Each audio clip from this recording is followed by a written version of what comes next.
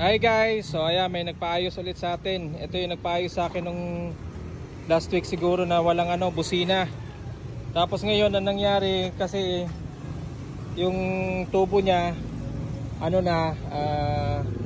nasira yung tubo niya, so pina-welding niya. Ang nangyari pag pa-welding hindi tinanggal sa battery, so na-grounded yung yung mga sa kuryente niya. So ayun, ngayon ino-on niya, wala nang ilaw, wala nang busina, wala na lahat, signal light. So ito yung ayusin natin. Ganyan karami yung mga wire guys, kaya ayoko mag-ayos ng hindi dito binili sa amin, kasi kabisado ko yung mga wire ng basta sa amin na sa amin na unit. So ayan, tingnan muna namin yung yung unit. So ayan, sa pag-check namin, yan, nakita namin sunog yung fuse. So possible sa pag-welding, ito yung ito yung nadali sa ground.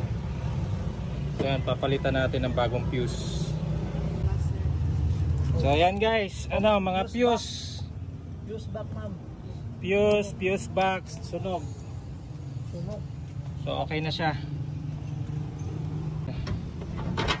So the moment of truth. Okay, may busina na. Tapos ano pa yung wala kanina? Ito yung niya. No, ma'am, meron na, ma'am. Meron na Sabi mo wala. Yan, meron na, mandar na. Sir, wala. Ayan, meron na. Tapos ilaw.